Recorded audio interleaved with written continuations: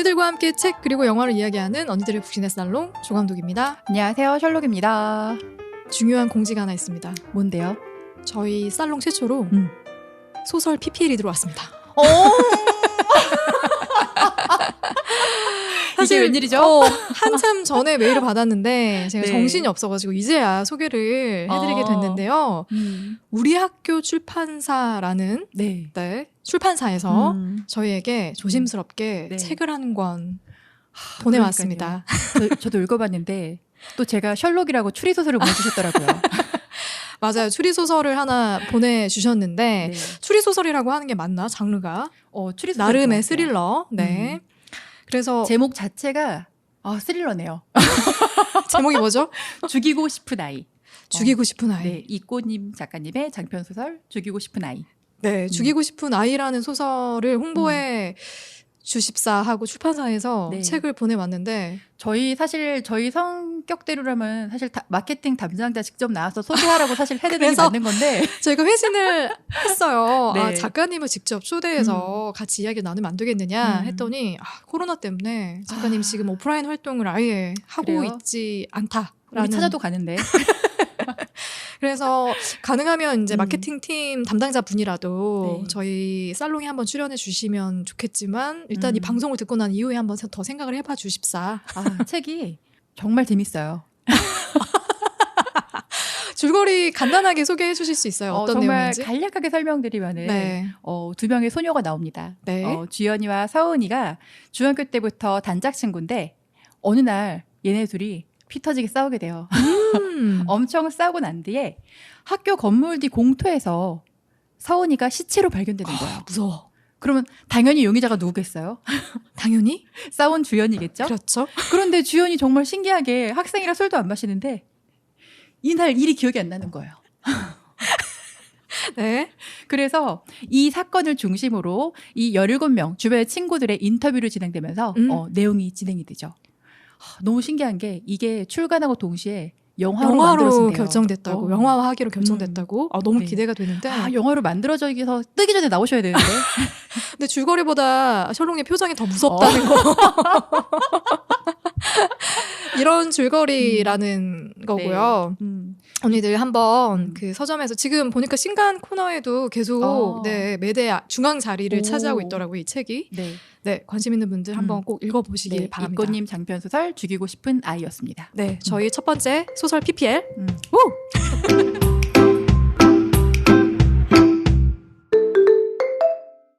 네, 저희 말이 너무 많았는데요. 오늘 옆에서 굉장히 지루해하면서 저 이야기를 듣고 계시는 또 스페셜 게스트를 소개해야죠. 너무 오랜만에 뵈요, 진짜 이분. 어떤 분이죠? 너무 보고 싶었어요. 사실 우리 지금 되게 지루하게 쳐다보셨잖아요. 네. 이분 진짜 입 풀고 싶어서 지금 이 보이시나요? 저희 살롱의 만담가. 그러니까 엄청난 입담을 자랑하는 스페셜한 언니를 한 분 또 초대했습니다. 어서 오세요, 루이루이님. 안녕하세요. 과한 설정 어떡하면 좋죠? 부담스럽네요. 곧 성격 나오실 거니까. 네, 루이루이님. 네. 되게 오랜만에 뵙는데 일단 모르는 분들이 훨씬 많기 때문에 저를 좀 거의 대부분 모르시죠.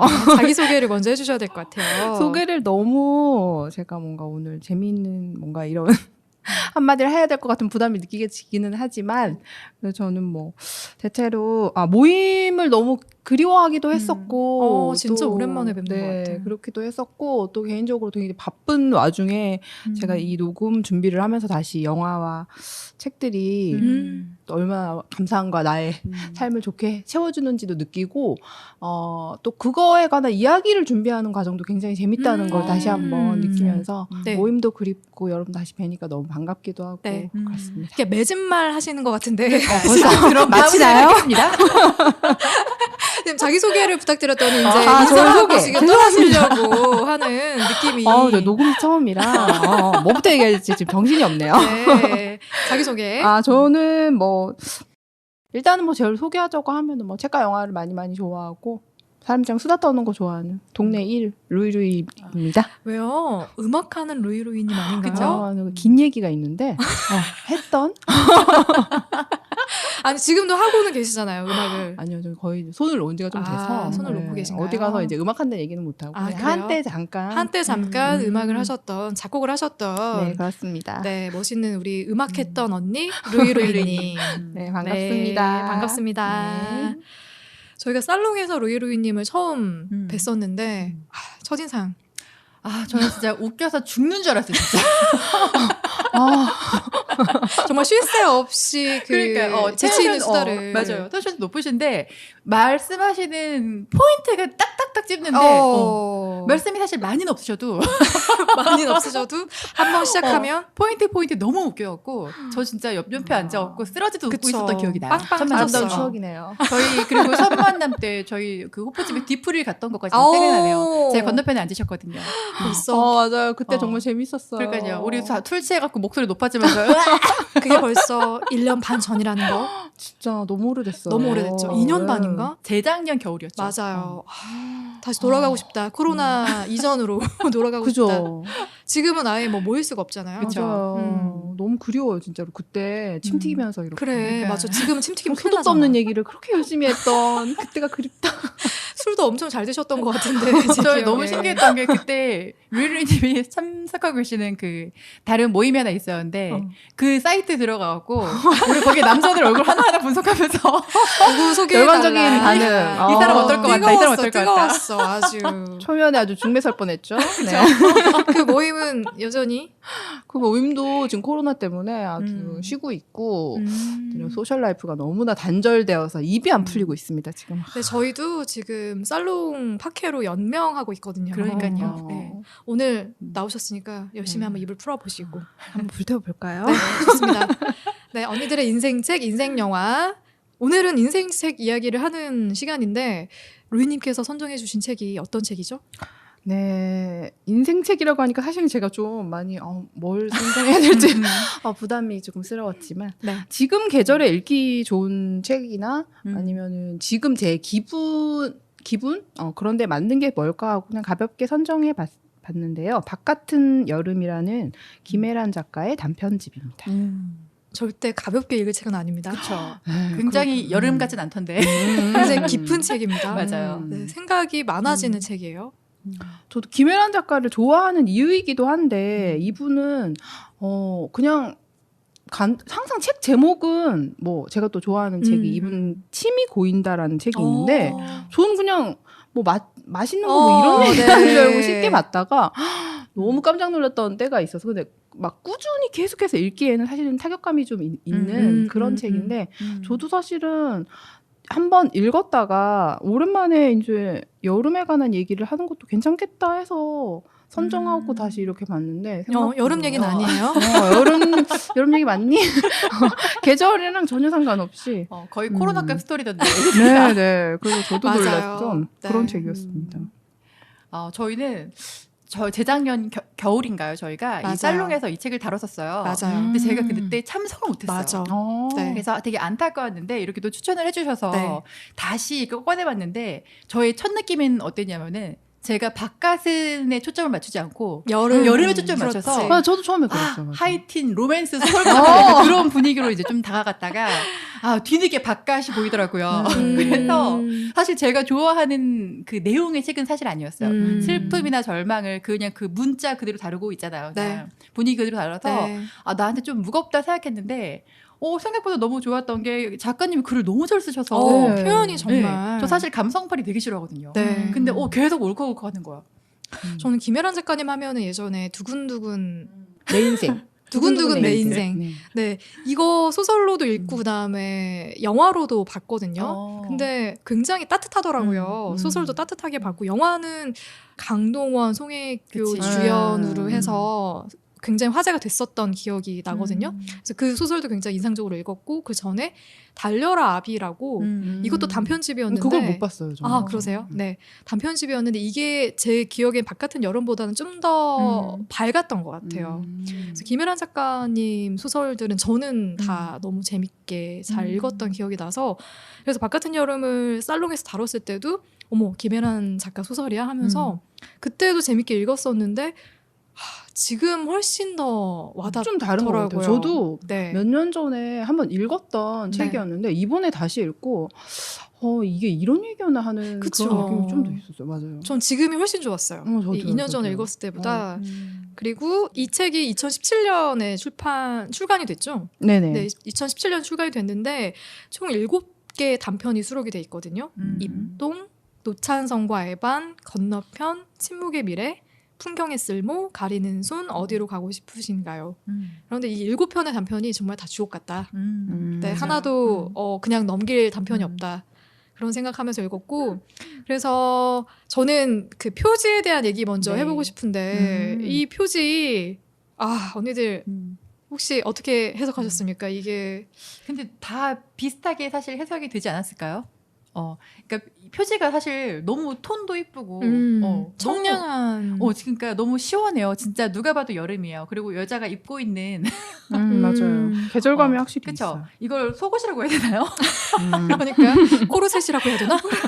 그러니까 옷을 입고 있는데 이제 그 나시 그러니까 소매가 없는 긴 원피스 민소매 같은 드레스죠. 네, 네. 입고 있는데 피부가 완전 좋아. 네, 무늬 2개가 있는데 바깥은 진짜 여름처럼 색감도 좋고 화창하고 완전 시원한 분위기인데 어두운 안속으로 좀 들어가는 약간 문을 열고 있어요. 근데 너무 다 해석이 똑같을 것 같긴 해요. 이 부분에서. 그냥 어떻게 바깥은 여름이지만 좀 나의 뭔가 어둡고 심연한 안쪽으로 들여다보는 그런 내용이 있지 않을까. 그런 추측을 할 수 있는 것 같아요.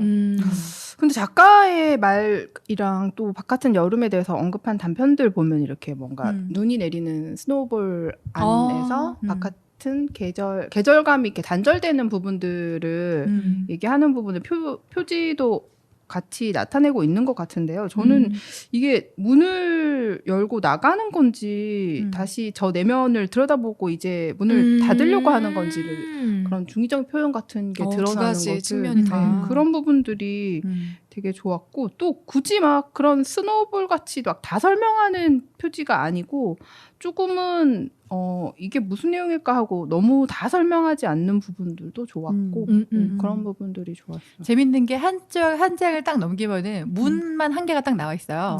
네네. 근데 정말 사람의 심리가 표지를 보고 몰랐는데 이렇게 문이 닫혀 있으니까 정말 열어보고 싶어. 근데 또 한 장을 돌리잖아요. 살짝 열려 있어요. 그러네. 겁나 깜깜하죠?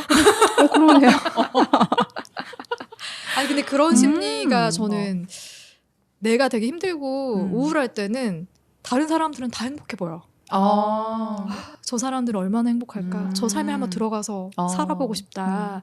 하다못해 거리를 걷다가 버스 지나갈 때 우울하잖아요. 그럼 버스 안에서 그냥 핸드폰 하고 있는 사람들만 봐도 누구랑 저렇게 핸드폰 하면서 밝게 웃고 있을까. 사랑을 무슨 저런 재밌는 얘기를 할까. 그러니까 나 빼고 다 행복해 보이는 거예요. 그래서 저는 이 바깥은 여름이라는 표제 자체도 그런 느낌 있잖아요. 나 빼고 다 행복한 것 같아. 바깥으로 나가면 저 사람들 삶으로 들어가면 나도 그 행복을 좀 같이 느낄 수 있을까? 이런 궁금증, 호기심 이런 것들이 좀 느껴지는 표지 같다는 생각이 들어서 그래서 저는 그런 걸 정말 잘 표현했다는 생각이 들더라고요. 네.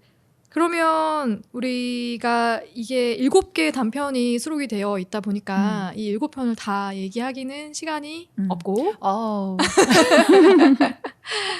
언니들이 꼽은 7개 단편 중에 한 편씩을 베스트를 하나씩 좀 이야기를 같이 나눠보면 좋겠다는 생각이 들더라고요. 그래서 우선 루이님이 꼽은 최고의 단편. 저는 좋았는데 다시 꼽고 나서 다시 봐도 참 좋은 글들이 많았다는 생각도 들고 겹치지 않게 되게 다양한 세대들의 그런 것들도 하나하나 참 잘했다는 생각도 많이 들기도 했는데 그 중에서도 저는 어디로 가고 싶으신가요가 저는 제일 인상적이기도 하고 지금 시대성하고도 많이 비슷한 것 같기도 하고 또 제 연령층을 많이 공감할 수 있는 부분들에서도 많이 느낀 그런 부분들 때문인 것 같기도 하고 제가 요즘 관심 가지는 부분에도 여러 가지로 이야기들이 있어서 인상적이었습니다. 저는 이거 제목이 너무 좋았어요. 어디로 가고 싶냐고 나한테 물어봐주는 약간 그게 너무 좋았어. 제목 자체가. 그런 제목 자체가 맞아. 요즘은 정말 그런 얘기를 하면 끝이 없는 것 맞아요. 같아요. 가고 싶은 데가 너무 많아서. 아 그런 맥락에서 이거 주기적이다. 아 저는 이별 택시를 떠올렸는데 지금 어디로 가야 하죠 아저씨 우는 손님이 처음인가요 김현우의 아 그렇구나. 이 어디로 가고 싶으신가요는 어떤 내용을 담고 있죠? 이게 남편과 사별을 한 주인공이 이제 사촌 언니의 초대로 한국을 떠나서 해외에 머물게 되면서 또 지나간 인연을 다시 만나게 되고 본인의 어떤 마음을 다시 들여다보게 되는 어떤 그런 내용들이었는데요. 과거 속에 있었던 사람이나 완전히 새로운 사람이나 어쨌든 현재를 떠나게 해주는 것들 그런 부분에 대해서 이야기하고 있는 단편이죠. 그 여행을 가게 됐던 계기가 교사였던 남편이 네. 세상을 떠나면서 맞아요. 사실 이제 초대를 네. 받은 거잖아요. 네. 사촌 언니 부부가 우리 여행 갈 건데 너 여기 와 있어. 거기 좀 떠나 있으면 좋겠어라고 해서 첫 번째 부러웠던 거는 그런 언니가 있다라는 거. 맞아요. 오라고 하는 집을 언니. 내주는. 그게 진짜로 마음 써주는 거잖아요. 맞아요. 근데 이제 갔어도 행복했을까? 라는 그런 것 때문에 안타까웠다. 굳이 저길 갔어야 될까? 약간 그 생각도 전 잠깐 들긴 했었거든요. 저길 간다고 기분 전환이 됐을까? 사랑했던 사람 잃고 나서 그러니까 그런 생각도 좀 많이 하게 됐고 거기 보면은 벌써 이렇게 술이 나가도 그럼요. 다 얘기해도 됩니다. 왜냐면 우리 루이루이님이 굉장히 퉁명스럽게 줄거리를 소개해 주셨기 때문에 요약 정리가 아니고 친절하게 소개해 주셨으면 좋겠네요. 네. 그래서 남편을 잃고서 여행지로 가갖고서 있는데 사실 저는 되게 행복하게 갔다고 생각하진 않아요. 갔더니 뭐 두드러기도 있었고 그냥 뭐 사실 거기가 되게 행복하게 묘사되어 있는 부분들은 전 많이 발견하지 못한 것 같은데 가서 친구를 만나잖아요. 네, 현석이라는 대학교 때 이제 잠깐 나를 마음에 뒀었던 맞아요. 그리고 하늘나라로 간 남편의 친구였던 현석이를 만나게 되면서 그러니까 현석이는 이 이야기 안에서 남편이 죽은 걸 모르고 있어요. 네. 그래서 아무렇지 않게 옛날 얘기도 하고 이렇게 시간을 보내는데 둘 다 이제 살짝 취해 있는 상태에서 둘이 키스를 나누게 되는데 불이 딱 켜지면서 제정신이 돌아오고 이제 현석이가 떠나게 돼요. 그 다음 날 이제 연락이 오죠. 왜 얘기 안 했니? 이런 식으로. 그래서 이제 저는 그 모든 과정을 이 주인공인 명지가 뭔가 스스로 좀 치유하는 과정이라고 생각해서 이것저것 하고 있다라는 좀 생각을 좀 많이 했었는데 전 여기서 가장 감동적인 등장인물이 하나 나오죠. 누구죠? 쉬리죠, 쉬리. 맞아. 그렇죠. 저는 개인적으로 맞아. 이야기의 주인공은 쉬리라고 생각합니다. 맞습니다. 맞는 것 같아요. 쉬리가 없었으면 이 제목도 나오지 않았을 거예요. 맞아요. 이 이야기도 어디로 가고 없었어요. 싶으신가요? 그래서 저는 여기서 포인트는 제가 볼 때는 명지가 남편을 사랑하는 사람을 잃고 어떻게 스스로 치유하는 과정을 밟고 있냐 이게 아니라 가끔씩 우리는 단순함의 위로를 받는다라는 저는 포인트가 여기라고 생각을 했어요. 네. 이제 내가 내 마음이 이래서 어떤 어렵고 복잡한 질문을 해도 시리는 그냥 표면적인 답변만 주거든요. 맞아요. 나는 심심이 같은 느낌이죠. 결국 그거 아닐까? 여기서 명지가 물어봐 나 어떻게 해야 되니? 나 어디로 가야 될까? 그런 질문을 했을 때 시리가 물어보는 거예요. 어디로 가고 싶으세요? 저는 드라마래. 이 이야기에서 그 부분이 제일 좋았거든요. 나한테 그래도 물어봐서 내가 생각해야 된다라는 그걸 남겨주는 점. 결국 인생은 생각한 대로 되지 않기 때문에 계속 방향성이 바뀔 건데 그거를 결정하는 거는 결국 나라는 걸 좀 숙제처럼 주는 게 아닌가? 그런 생각을 좀 하게 됐어요. 시리가 굉장히 큰 역할을 했네. 주인공이죠. 맞아요. 이 명지라는 그 여자 주인공의 마음을 어떻게 보면은 탁 하고 트게 만들어준 네, 역할을 시리가 여기서도 해줬으니까. 나오듯이 그러니까 예의를 갖추고 나한테 어떤 흥미를 깔고 걱정을 가장한 어떤 그런 질문들을 갖고 있지도 않고 또 내가 너무 많은 얘기를 했나 하고 후회하지도 않아도 되고 그러면서 나의 얘기를 충실하게 들어주는 맞아요. 어떤 저는 이제 이 이야기를 선정하셨다고 했을 때 사실 이 남편을 잃는다는 게 우리가 사실 경험해 보지 못한 그런 맞아. 거여서 맞아. 이 고통이 얼마나 큰 건지 사실 가늠을 잘 못하겠더라고요. 못하겠어서 그냥 누군가를 상실했을 때 저도 이제 사실 시리는 아니었는데 우리 진이한테 그런 대화를 한번 시도해 본 적은 있었거든요. 어떻게 날 위로해 주지라고 생각해. 다 한 번쯤은 누구나 이렇게 하는구나라는 거 보면서 좀 반갑기도 했고 네. 여기 보면은 그런 게 나와요. 이제 사실 남편이 하늘을 떠나게 된 게 교사인데 남편이 제자를 구하려다가 맞아요. 계곡으로 일종의 소풍 비슷한 걸 갔던 그쵸. 모양이에요. 네, 거기서 이제 제자가 계곡에 빠졌는데 그거를 구하러 뛰어든 거죠. 근데 네. 나는 명지의 심정이 너무 이해가 되는 게 아니 어떻게 우리를 생각하지 않고 그치. 어차피 거기 뛰어드는 순간에 사실 죽음을 맞이할 수 있다라는 걸 알고도 뛰어든 건데 어떻게 남아있는 나는 생각하지 않고 자기와는 피 한 방울 안 섞인 그 아이를 구하러 뛰어든단 말이지. 그게 너무 사실 계속 속상했던 거야. 맞아요. 원망스럽고. 근데 그 감정 계속 갖고 있으면 그걸 누구한테 얘기해요. 얘기할 수가 없잖아. 그래서 맞아요. 나는 그게 좀 짠하기도 했어. 또 짠했던 거는 그 아이가 같이 이제 세상을 떠났는데 장례식을 하잖아요. 이제 네. 남편 장례식을 하는데 그러니까 명주의 시어머니죠. 그러니까 아들을 잃은 어머니가 어떻게 그 집 식구들은 아무도 이렇게 안 올 수가 있냐고 분노를 막 해요. 그래서 이제 이 명주가 얘기하죠. 고아나 마찬가지래요. 네. 누나랑 같이 살고 있대. 그럼 걔는 왜 안 왔냐? 그랬더니 누나도 뭐 몸이 좋지 않대요. 나이도 어리고, 그러니까 워낙 좀 불우하게 좀 살아는 그런 환경에서 그 아이한테 그냥 같이 하늘로 떠난 거죠. 나중에 이제 명지가 스코틀랜드로 갔다 왔잖아요. 갔다 와서 편지를 하나 받게 돼요. 맞아요. 그 죽은 아이의 누나한테 받는 건데 네. 또박또박한 쓴 글씨로 아직 어린 아이니까 너무 다행이다.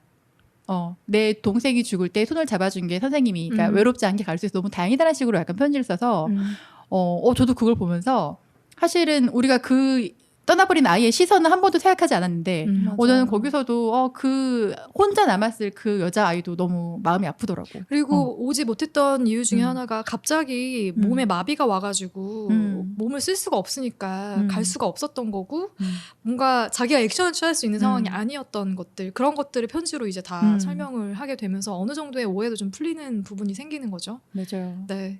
설정이 좀 처음에는 장례식에 아무도 안 온다는 거에서 또 부모도 없고 아무 연고가 없는 아이라는 설정이 처음에는 조금 너무 그렇다고 생각했는데 후반으로 가면서 역시 이 작가의 글솜씨로 모든 거를 그거 만든 것 아니 어떻게 네. 이런 스토리를 생각해 내셨지라는 생각도 했고 마지막에 이제 명지가 살짝 위로받는 게 이 아이의 편지를 받고 자기랑 같은 상황에 있는 누군가와 좀 이런 고통을 공유하면서 조금 마음을 추스리는 걸 좀 느꼈거든요. 위로를 받고. 그렇죠. 그러니까 자기도 동생 이름이 지용이인데 그 계곡에 빠져서 이제 죽게 된 동생 이름이 지용이의 손을 잡고 같이 떠났을 그 선생님을 생각하면 너무 가슴이 아프다. 그리고 남아있을 또 사모님을 생각하면 여러 가지로 자기도 걱정이 되고 하는 그런 마음들을 좀 담아서 편지를 보낸 거예요. 그래서 거기에서 한 번도 얼굴을 본 적은 없지만 어떻게 보면 내 남편의 생명을 앗아간 아이의 누나인데 큰 위로를 받는 거죠. 근데 여자애가 편지를 너무 잘 썼어. 평생 잊지 않겠대. 그러니까요. 그러니까 나의 사실 떠난 남편을 내 사랑하는 사람을 그냥 누군가 평생 그걸 잊지 않고 감싸해 주는 것만으로도 그거는 물리적으로는 아니지만 정말 살아 있는 거나 마찬가지다라고 위로받을 수 있을 거라고 생각해요. 루이님이 또 감동받았던 포인트가 있을 것 같은데 어떠세요? 어떤 부분에서 이건 내가 진짜 언니들이랑 같이 이야기해보고 싶다. 사실은 또 이런 일을 겪게 되면 좀 더 드라이하게 하자면 이런 편지를 받을 수 있을까라는 생각도 좀 했었거든요. 그냥 제가 옛날에 이제 교통사고가 났었는데 요즘은 무슨 사고가 나고 하면 당사자들끼리 얼굴을 보지도 않고 그냥 처리하는 경우가 게 사실은 대부분이고 여기서도 장례식에 아무도 안 오는 게 그 현실적이구나라고 생각은 했는데 어떻게 보면 그 편지를 받는 거 저는 어느 정도는 조금 판타지적인 부분이 확실히 있지만 언젠가는 누군가 어떤 뉴스를 통해서 무슨 사건이 있고 뭐 누구 피해자가 있고 그러니까 이렇게 그냥 한 줄짜리 뉴스들로 보게 되는 일들에서 우리가 생각할 수 있는 어떤 따뜻한 결말, 슬프지만 따뜻한 결말의 하나일 수 있겠다 하는 생각이 들어서 편지 부분이 확실히 컸기도 했고 또 말씀하신 것처럼 시리 부분도 확실히 우리가 나중에는 정말로 저런 위로가 더 많은 위로가 되는 거 아닐까라는 생각도 많이 했어요. 근데 저는 이거 보면 생각했던 게 사실 저는 날이 갈수록, 그러니까 나이가 들수록 위로라는 게 정말 어려운 것 같아요. 너무 네. 어렵죠. 누군가를 위로한다라는 게 어디까지가 예의를 지키는 거고 그치. 어디까지 어디서부터가 무례인 거니 사실 저는 그거를 저도요. 모르겠더라고요. 예. 그 나이를 먹고 모르면 또 더 그런 것 같아. 어리니까 모르면 음. 그냥 뭐 어리니까. 그렇구나 하고. 근데 나 스스로도 해놓고도 이 말이 맞나? 내가 이상하게 괜히 말했나 봐. 약간 이 이런 얘기는 하지 말 걸 생각을. 그랬나? 맞아요. 이러면서. 근데 결국 이게 위로라는 게 사실 가능한가라는 생각이 그래서 자꾸 더 드는 거예요. 나이가 드니까. 그러니까 결국은 한 사람이 겪는 상실, 절망은 본인 안에서의 일인데 타인인 내가, 제3자인 내가 어떤 말을 건넨다고 그거에 뭔가 느껴지면 너무 감사한 거지만 저는 사실 그게 되게 미비하다고 생각하거든요. 결국은 우리도 그냥 쉬리급? 우리 모두 다 쉬리급이라고 생각하는데 여기서 명지도 지금 뒤로 갈수록 약간 치유가 되는 걸 보여줬는데 저는 사실 이거는 시간이 필요한 거라고 생각해요. 굳이 이 편지를 안 받았어도 사람이 처음에 이런 상실을 겪었을 때 탓할 누군가를 찾는 것 같아 계속. 그렇지. 세상을 탓하고 그 누군가를 탓하고 내 남편의 목숨을 앗아간 걔를 욕하고 심지어 이제 남편까지 왜 내 생각은 안 하고 그렇지. 걔 손을 잡아갖고 난 생각 안 하는 거 분야는 비참하게 약간 만드는 거 화를 내다가도 결국은 치유를 해가면서 나를 더 보게 되는 것 같아요.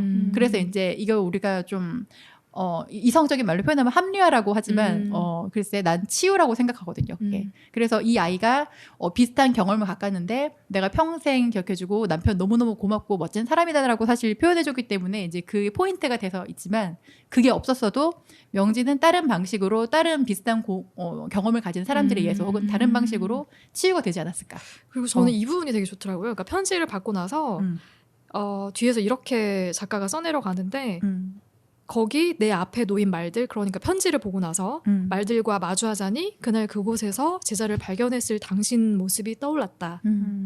그 순간 남편이 무엇 할 수 있었을까? 어쩌면 그날 그 시간 그곳에서 삶이 죽음에 뛰어든 게 아니라 삶이 삶에 뛰어든 게 아니었을까?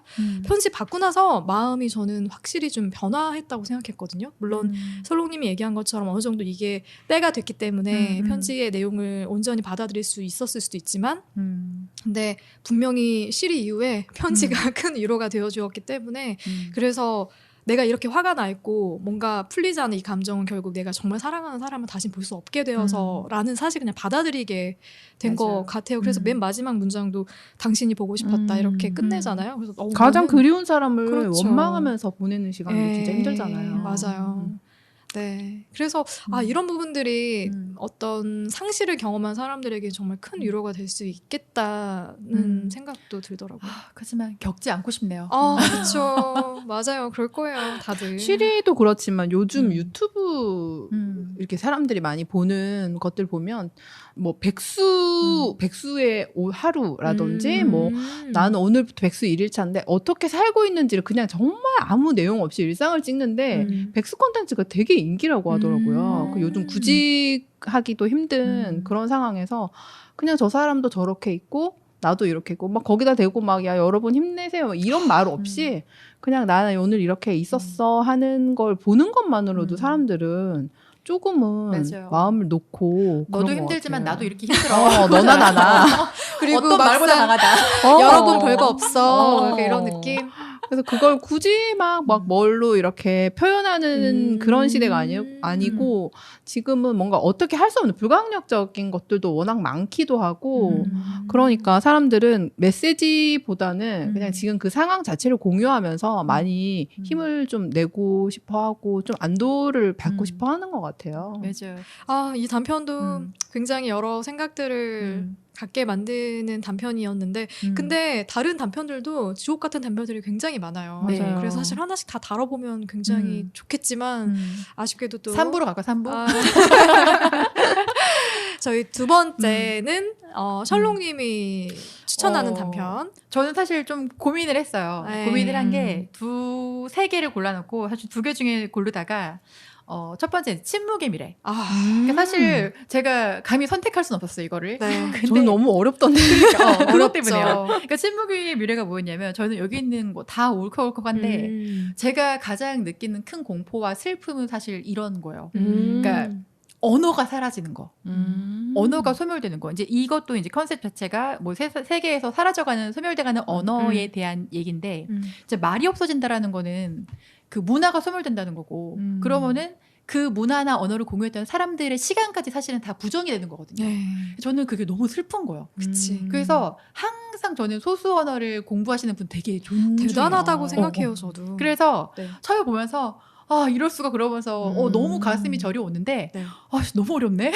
어렵지. 그래서 그림으로 치면 거의 추상화 수준으로 맞아. 무슨 말 이거는 피카소로도 설명이 안 되는 추상이에요. 그래서 아 이거를 다루기엔 난 너무 얕아서 아 이거는 패스. 그래서 제가 고른 건 건너편이라는 단편인데요. 네, 어떤 이야기가 담겨 있죠? 건너편은 일단 주인공이 이수하고 도하라는 노량진에서 수험생활을 하면서 만나게 된 연인의 이야기예요. 너무 공감되는 이야기였어, 나는. 네. 네. 근데 이 둘은 지금 10년째 연애 중이고 함께 동거를 하고 있어요.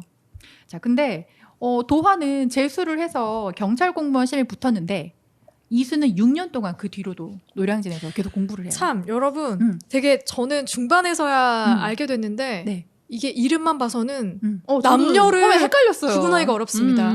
도하가 여자 아니에요? 네, 처음에 몰랐어요. 저는. 그래요? 네, 나는 도하가 꽃 여자고 찾아 들어가서 여자인 줄 알았는데.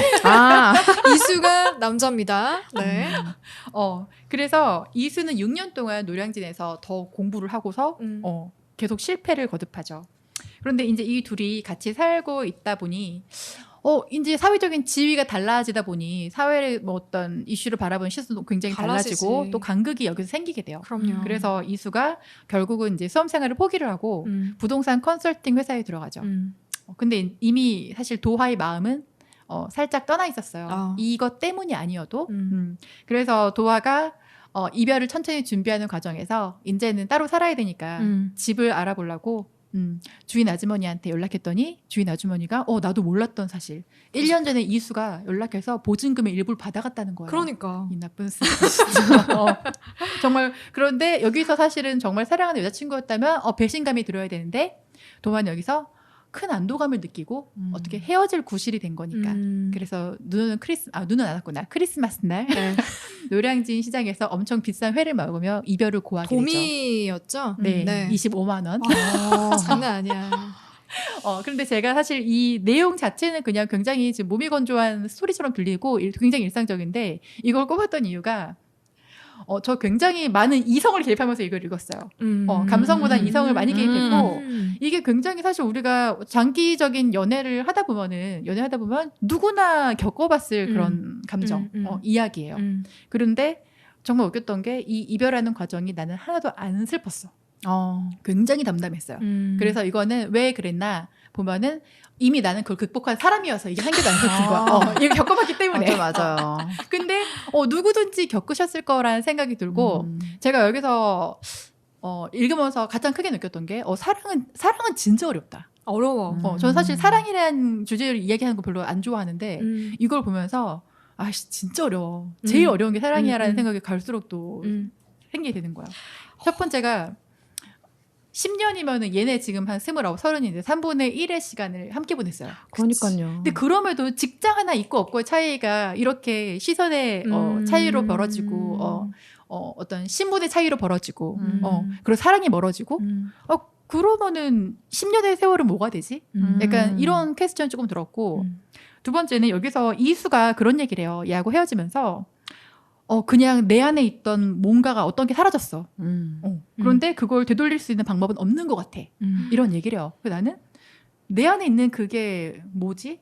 그러니까 그게 사랑이라고 우리가 부르는 그런 거면 그럼 누가 설득한다고 오랜 시간 함께 한다고 그게 사실 유지될 수 있는 게 아니고 어떤 CF의 대사처럼 사랑은 움직이는 거야. 막 이런 거잖아요. 그럼 정말 우리가 사랑을 아름답다고 부를 수 있는 것인가?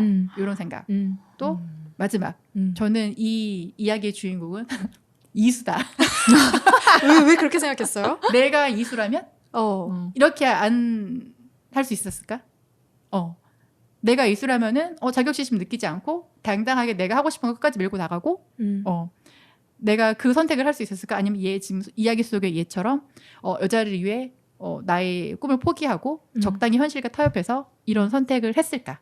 자괴감을 느끼면서 좀 이런 생각을 하면서 내가 이수면 어땠을까? 그런 생각 좀 많이 했던 것 같아요. 근데 이수가 꼭 그 도경을 위한 선택이었을까요? 근데 그 책에서는 도경을 위해서 그랬다고 나와요. 잠깐만, 도화를 위해서. 도화죠. 도화를 위해서. 근데 저는 약간 퀘스천이 있는 거는 그냥 이수는 진짜 저는 같이 살기 시작했을 때부터 마음이 떠났다고 봐요. 이수가? 아니죠. 도화. 죄송합니다. 도화는 죄송해요. 도화는 이 여자 친구는 너가 뭔가 큰 실수를 하기만을 그래서 내가 가해자가 되지 않고 헤어지자라고 얘기할 수 있는 어떤 사건이 빨리 일어나기만을 바라고 있었던 느낌이 계속 풍기잖아요. 근데 자기가 지금 6년을 공무원 시험 준비했는데 떨어졌어. 근데 부동산 컨설팅 회사를 다니다가 그것도 때려쳤는데 말도 하지 않고 출근하는 척 하면서 보증금을 빼서 다시 수험생으로 돌아가겠다. 이렇게 된 거잖아요. 그랬을 땐 당연히 이별도 감수를 했었어야지. 근데 도화가 그 자리에 계속 머물러 있을 거라고 생각하는 거는 아주 큰 착각이지 않나요? 이기적인 거 같아요. 그래서 저는 이제 거기서 이수의 입장에 대해서 이제 생각을 해보면은, 그러니까 저는 차라리 이수가 자기의 상태에 굉장히 당당했더라면은 도화도 마음이 변하지 않았을 거라고 생각을 좀 하는 거예요. 그러니까 도화 때문이라고 일단 나와 있지만 이 이제 수험생활도 포기하고 직장을 구하게 된 게 만약에 본인이 원하는 거를 힘들더라도 잘 설명하고 밀고 나가서 정말 그게 안 되더라도 자기가 당당할 수 있을 때까지 밀고 그냥 포기하면 할지언정 이게 얘라는 핑계를 대지 않고 했으면은 좀 더 당당해졌고 스스로한테 이수가 도화도 그걸 알고 이렇게 사랑이 떠나버리는 건 하지 않았을까. 그리고 저는 처음에는 굉장히 사랑했을 거라고 생각해요. 이제 책 보면은 처음에 같이 살 때 이불 쓰고 이제 발이 나와 있으면 그 발에다가 뽀뽀를 하고서 나갔다고 나와서 맞아요. 처음에는 분명히 그 사랑은 있었을 거야.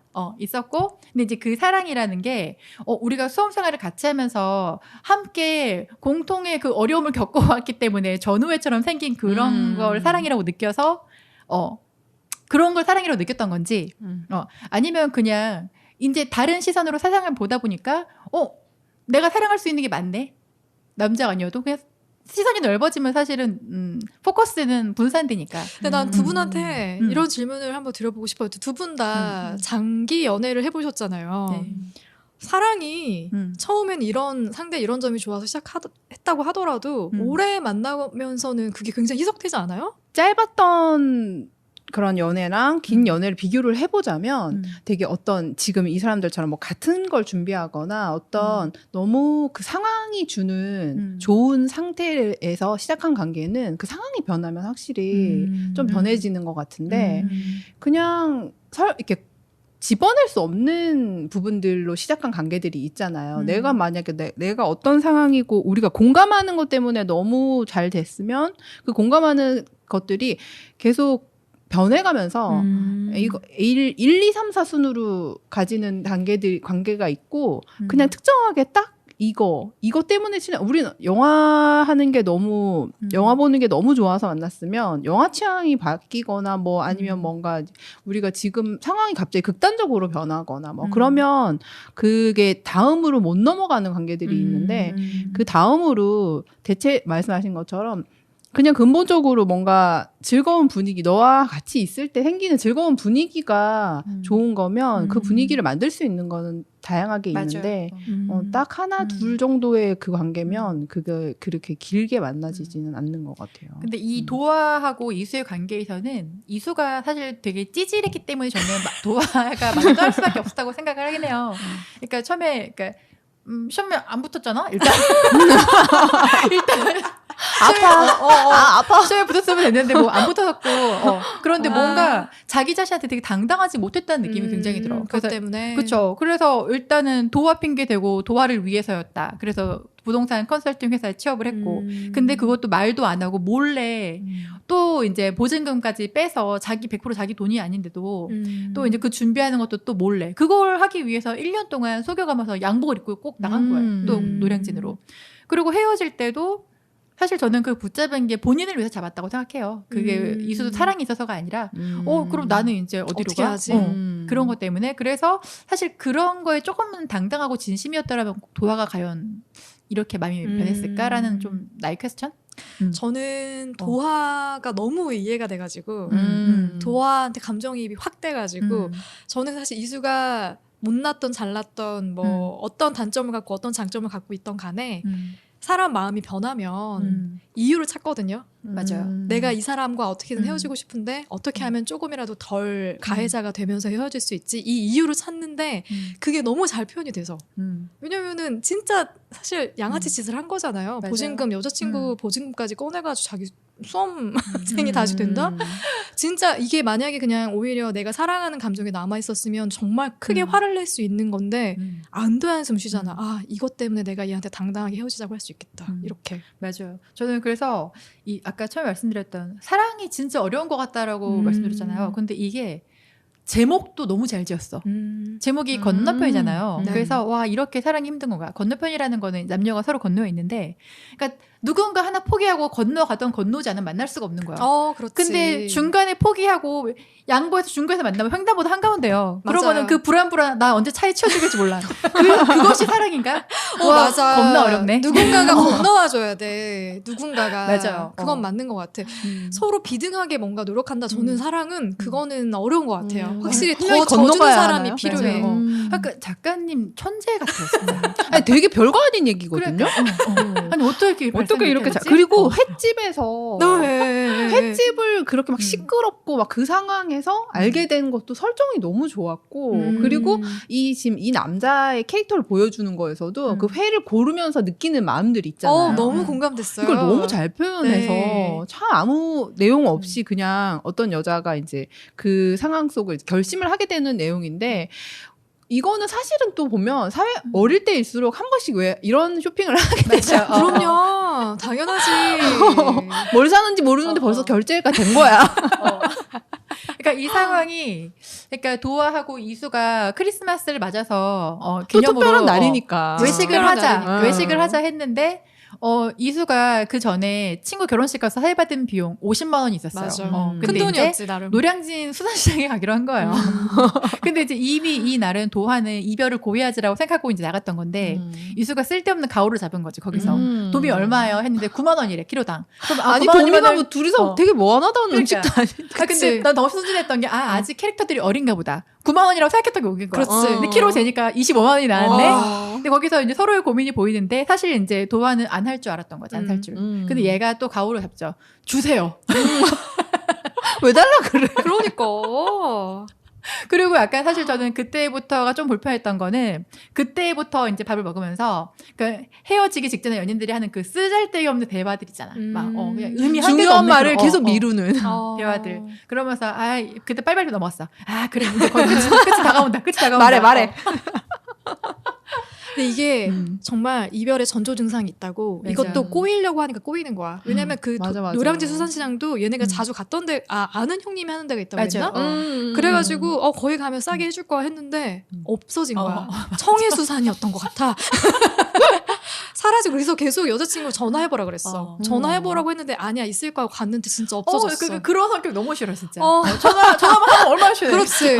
그래서 사실은 바가지 쓴 거잖아요. 요즘에 맞아요. 통화비도 무료인데 그냥 하면 될 것 같아. 그러니까 모르는데 갖다 바가지 쓴 거야. 근데 여기서부터 얘는 이제 자존심이 상하니까 계속 오기를 부려가지고 25만 원짜리 회를 먹게 된 거죠. 그 상황을 너무 적절하게 보여준 게, 이제 여자는 그러면 끝까지 전화를 하라니, 아니면 진짜 본인이 가가줘 와봐 내가 전화를 할게 하던지, 내가 이 관계를 개선시키고 싶으면 좀 더 싸우게 되더라도 좋은 결과를 위해서 노력을 할 텐데, 그냥 그래라 하는 상태까지 가 있고, 남자도 지금까지 그냥 이 상황만으로 봐도 항상 좀 약간 마음의 불안이 있는 거야. 있으니까 약간 억지 설정에서 불안함 같은 걸 잘 보여주는. 왜 보통은 쪼그라들면 더 허세 부리게 되잖아요. 맞아요.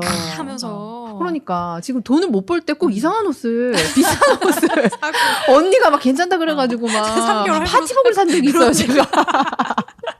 집에 오니까 엄마가 너무 혹시 이거 막 파티 갈 레드? 거냐고. 다시는 안 입고 제가 항상 거기 걸려 있는데, 항상 사람이 어느 상황에 몰리면 좀 이상한 데서 그게 튀어나오는 것 그래요. 같아요. 그래서 사치를 부리게 된다고요. 그러니까 이수가 그런 상황이었던 거지. 맞아요. 근데 이수 같은 남자는 시험에 붙었어도 여자가 떠나갈 가능성이 되게 높아. 저도 그랬을 것 같아요. 그 도화의 선택은 현명했다. 근데 이제 반대로 내가 이수 같은 상황이면은 나는 만약에 남자친구가 같이 나하고 어떤 힘든 시험을 같이 했는데 남자친구 바로 1년 뒤에 돼. 나 6년을 거기 있어. 그럼 나는 자격지심을 느끼지 않고 얘를 붙들고 있을 수 있을까? 나 그런 생각 좀 하긴 했었어요. 그쵸. 저는 나도 못할 나버릴 것 것 같아. 같아요. 네, 제가 놀 것 같아요. 너무 자괴감이 들어서. 그러니까. 근데 이거 정말 현실 연애담 아닙니까? 너무 설정이 너무 리얼해서 저도 사실 되게 재밌게 읽었고 아마 셜록님이 고르지 않았으면 또 제가 골랐을 수도 있는 단편이었었거든요. 되게 재밌었어요. 맞아요. 네. 조장님이 감독님이 뽑으신 단편은 제가 고른 단편은 노찬성과 에반입니다. 이거 너무 슬펐어요. 너무 짠한 이야기여가지고 그래서 골랐는데 이것도 좀 할 얘기가 있지 않을까 싶어요. 그렇죠. 맞아요. 줄거리 간단히 소개해드리면은 10살 난 초등학생 노찬성이라는 이름이 또 노찬성이야. No 찬성. 찬성이가 있는데 아버지가 2해 전에 교통사고로 트럭이 전복돼가지고 불타 죽은 거예요. 그리고 나서 할머니 손에 이제 키워지게 되는데 보니까 아버지에 대한 기억이 많지가 않아. 많지 않은데 죽었을 때에도 어디서 낯선 남자들이 왔다 갔다 하면서 이거는 그냥 뭐 사고만으로 죽은 게 아니다. 우연히 죽음을 맞이한 게 아니라 아버지의 의지에 의해서 뭔가 죽음을 맞이한 것 같은 그런 생각을 하게끔 만든 설정이 있어요. 네. 그리고 찬성이는 이제 할머니 손에 키워지니까 할머니가 휴게소 분식집에서 일을 하고 있는데 거기 이제 왔다 갔다 하면서 버려진 개를 발견하게 됩니다. 그래서 버려진 개를 발견을 하는데 뭔가 모르게 그 짠한 감정을 느껴. 그 계기가 뭐냐면 물이라도 줘야겠다 해서 자기가 먹던 콜라를 다 자기가 먹어버리고 남은 얼음을 손에 쥐고 강아지한테 갖다 줬더니 걔가 핥아 먹은 거예요, 그 얼음을. 그런데 그 촉촉한 느낌이 너무 좋은 거야. 얘한테는 새로운 경험이었던 거예요. 그래서 강아지를 할머니 허락도 받지 않고 집으로 데리고 갑니다. 근데 할머니는 안 되죠. 왜냐면 본인이 뒤치다거리 해야 되니까 어디 걔를 데려오냐 하는데 처음으로 얘가 하는 얘기가 제가 책임질게요.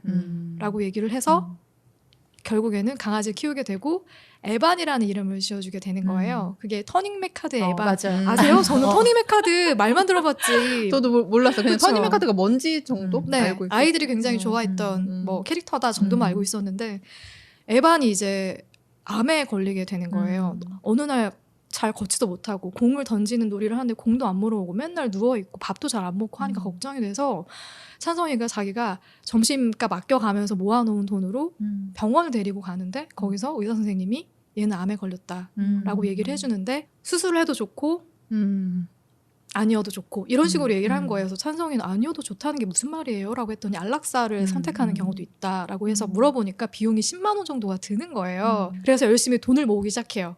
겨우겨우 돈을 모아가지고 병원을 데려갔더니 상중인 거야. 의사 선생님이. 거기서부터 꼬인 거예요. 여기서부터 꼬였어. 근데 여기서부터 사건이 일어나는 거야. 그러니까. 맞아요. 예, 모아놓은 돈을 조금씩 쓰게 되는 거예요. 나는 이게 좀 짠했어. 찬성이한테 이제 핸드폰이 누가 쓰던 핸드폰을 받게 됐는데 통신사에서 유심칩 사고 돈 쓰고 또 그 다음에 또 액정 필름 사고 돈 쓰고 그 다음에 심지어 터닝 맥카드를 사면서 돈을 쓰고 이러면서 점점 돈이 계속 줄어드는 거죠. 그러면서 양심의 가책을 느껴. 내가 더 이상 이 돈을 더 쓰면 안 되겠구나라는 마음을 먹고 핫바를 서서 집으로 돌아오는 길에 에반이 사라진 거를 깨닫게 됩니다. 그래서 에반이 갈 수 있는 데는 집 아니면 휴게소밖에 없을 거라고 생각을 해서 휴게소로 돌아가는데 거기에서 에반 몸집만한 큰 자루를 발견을 하는데 거기서 이제 선홍색 핏물이 고여 있는 거죠. 그 아래로. 왠지 저거 에반일 것 같아 라고 생각하고 있는데 이제 주유소에서 일하는 아르바이트생 2명이서 지나가면서 얘기하는 거야. 아니야, 내가 봤다니까. 저 스스로 차에 뛰어드는 것 같았어. 이런 말을 딱 던지고 지나가는 거예요. 그러니까 얘는 생각을 하는 거죠. 그럼 스스로 도로에 뛰어들어서 죽음을 맞이한 게 에반일까? 아닐까? 이런 생각하면서 죄책감을 가지면서 아버지에 대한 생각까지로 머무르면서 이야기가 끝이 나는 거예요. 근데 이게 너무 스토리가 맞아요. 난 너무 정말 슬펐어요. 짠한 거예요. 얘는 정말 어떻게 크지? 약간 그 생각을 좀 하게 됐어요. 왜냐하면 이제 그 에반의 말로가 설명돼 있기를 검정 색깔 봉다리 같은데 정말 쓰레기통 옆에 그러니까 그게 에반이라면 묶여서 놓여 있는데 애가 설마 그거 확인할 수가 없는 거야, 찬성이가. 그치. 그게 에반인지 아닌지를 풀어볼 수 없으니까 계속 쳐다보는데 그 밑으로 선홍색 피가 조금씩 스며서 자기 앞으로 다가오잖아. 그리고 심지어 지금 만져도 아직은 따뜻할 것 같은 피라고. 맞아요. 그런데 이제 찬성이가 얘를 안락사 시키려고 했는데 돈을 하루씩 자기와의 싸움을 져서 계속 쓰는 해갖고 거죠. 3, 4만 원이 비어버려요. 맞아. 그래서 에반 좀만 더 기다려. 3일만 전단지 더 돌리면은 이 돈 다시 모을 수 있을 2,000장. 거야. 그러니까 자기 자신의 싸움에 져갖고서 일단은 에반이라는 건 자기 10살 인생에서 처음으로 책임이라는 말을 맞아요. 딱 얘기를 하고 네. 이제 책임지게 된 존재인데 이 죄책감이 나는 얘가 가지게 될 죄책감과 약간 이런 게 나 너무 마음이 아픈 거야. 그래. 다른 게 안 보였어. 그래서 쟤 어떻게 살지? 그 생각했어. 어떻게 살지? 진짜 이 죄책감을 안고. 그러니까 어떻게 살까? 저는 용서에 대한 생각도 자꾸 들더라고요. 할머니가 맞아요. 처음부터 용서라는 말을 하는데 찬성이가 용서가 뭐야? 라고 얘기를 하니까 그냥 한번 봐달라는 거야. 이 마음을 마지막에 찬성이가 갖잖아요. 저는 그렇게 가졌다고 생각을 하거든요. 맞아. 그러니까 할머니도 아들이 그렇게 암 판정 받고 계속 돈이 들어가고 그 수술대에 올라야 되나 말아야 되나 뭐 그런 상황이었을 것 같고 되게 고통스러워하는 거를 찬성이가 봤던 기억도 저편에서 이제 들고 하니까 그 생각하지 않았을까요? 이럴 거면 차라리 죽지. 난 할머니가 그런 생각했을 수도 있다고 생각해요. 맞아. 자식에 대해서. 그래서 자식도 알지 않았을까? 내가 여기서 계속 살아있는 게 내 가족들에게 더 득이 되는 게 하나도 없으니까 스스로 목숨을 끊었을 거라고 생각하는데 그게 똑같이 에반에게도 투영이 되는 것 같아가지고 할머니랑 찬성이 같은 마음으로 에반과 자기 아들을 바라봤을 거라 생각이 드니까 전 용서라는 부분에 대해서도 한 번 더 생각을 하게 되더라고요. 그래서 저는 이 단편이 너무 좋았어요. 너무 슬펐어. 근데 맞아요. 네. 그리고 이 7편의 단편이 전반적으로 이렇게 상실을 경험한 인물들이 어떻게 바깥으로 발을 내딛게 되는지를 풀어내면서 그런 비슷한 경험을 했던 이들에게 위로와 응원을 전하고 있다는 생각이 저는 들더라고요. 네. 그래서 언니들은 어땠는지 그리고 7편의 단편을 다 읽고 나서 어떤 생각이 들었는지 저는 제가 이런 절망적인 일을 겪진 않았기 때문에 이런 글이 저한테 위로나 응원인지 사실 잘 모르겠어요. 아직까지. 그냥 이런 슬픈 일화를 다루고 있고 극복 과정을 보여주고 있다고 생각하지 난 딱 와닿진 않는데 이걸 보고서 느끼는 거는 주변에 누군가가 이런 절망 속에서 있다 그러면 내가 어떤 식으로 해줘야 되지? 어떤 모습으로 있어줘야 되지? 그런 걸 좀 많이 생각하게 되는 것 같아요. 뭐 쉬리처럼 있어야지 뭐. 거의 뭐 적정한 거리를 유지하면서 그래도 옆에 있어주는 게 정말 중요하지 않나. 들어주는 것도 참 중요하고. 맞아요. 사람들은 확실히 근데 비슷한 입장에 있는 사람한테 제일 많이 위로를 받는 네. 것 같아요. 어떻게 보면 잔인하게도 나보다 더 심한 사람을 보면서 좀 안도하기도 하고 맞아요. 하는 게 사람인데 저도 사실은 이렇게 그러니까 제가 어릴 때 할머니들이 다 돌아가시고 저는 이렇게 누가 이렇게 가장 극단적으로 죽음을 사실은 겪어본 적이 없어서 그게 되게 두렵기도 하고 사실은 그냥 좀 더 과장돼 겪지 않아서 더 과장돼 있다는 기분을 들기도 하는 거예요. 막 그런 것들 내가 많이 겪어봤던 것들이면 좀 더 내가 또 그걸 극복해봤기 때문에 알고 있는 것들이 있는데 저도 이 책을 읽으면서 내가 정말 이런 부분에서 지금 되게 많이 울었거든요. 눈물도 원래도 많은데 잘 울어요. 네. 쓸데없이 울고 배구 보다가 울고 옷돌아서 네, 그래서 근데 또 울고 나면 저는 또 되게 마음이 많이 풀리는 편이에요. 그래가지고 이 책도 많이 울었는데 그런 부분에서는 뭐 간접 경험의 부분도 있고 사람이 참 약하고 또 여기 나오는 인물들이 막 대단한 사람들이 아니잖아요. 맞아요. 그러니까 그냥 서민들이지. 그런 사람들 그리고 또 안쓰러운 부분들이 나랑 너무 비슷한 부분도 있고 막 그런 부분에서 간접적으로 느껴지기도 하고 또 이런 일들을 약간 간접 체험하는 기분으로 좀 이렇게 같이 슬퍼하기도 하고 하면서 저는 되게 감정적으로 해소감도 많이 느꼈던 것 같아요. 위로를 좀 많이 받으셨구나. 이 책을 통해서. 네, 그런 것 같아요. 그래도 사람이 참 약하고 그런 부분이 있지만 뭐든지 붙잡고 일어나지는 게 또 맞아요. 사람인 것 같아요. 우리 다 사실 살면서 힘들었던 경험들이 한 몇 번 이상 다 있었을 건데 그럼요. 그때마다 우리를 지탱해준 뭔가는 항상 있었을 거예요. 그거 이따 술 마시면서 한번 얘기해보자고. 오케이. 뭐든지 잡아요. 맞아. 좋습니다. 그럼 저희 자연스럽게 한 줄 평으로 네. 연결하면서 마무리를 해보려고 하는데 저의 바깥은 여름 현줄평은 추운 겨울을 잘 이겨내면 따뜻한 봄 여름은 온다. 이런 그냥 저와 그러니까 살짝 김혜란 작가님에게 묻어가는 그냥 위로의 말씀. 네, 좋습니다. 응원의 말씀. 네. 저는 이 표지에 있는 여자분처럼 너무 힘이 없을 때는 그럴 힘조차도 없지만 바깥이 여름이고 또 내한테 어떤 에너지를 줄 수 있는 뭔가가 있다면 문을 한번 잡아보자. 아, 좋죠. 문을 잡아보자. 저도 비슷한 생각인데 근데 저는 진짜 딱 이게 맞는 것 같아요. 어느 순간에 기다렸던 계절이 다가오는 것 같거든요. 그래서 이 바깥은 여름처럼 내가 아닌 다른 모두는 다 여름을 즐기고 있을 것 같은 그런 생각은 갖지 마시고 기다리다 보면 어느 순간이 오니까 그 순간에 언니들 저도 아직 겨울이에요. 네, 그 순간에 이제 위로와 응원을 또 받을 수 있을 거라는 생각을 하고 있습니다. 네, 바깥은 여름으로 우리 오늘 또 재밌는 이야기 많이 나눴는데 다음 주에는 어떤 영화를 소개해 주실 예정이죠? 복이 많은지 없는지 궁금한 찬실이는 복도 많지에 대해서 너무 얘기해 보도록 하겠습니다.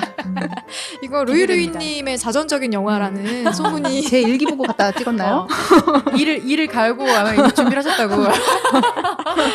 네, 다음 주에는 그럼 저희 김초희 감독의 영화 찬실이는 복도 많지로 인사드리겠습니다. 다음 주에 만나요. 안녕.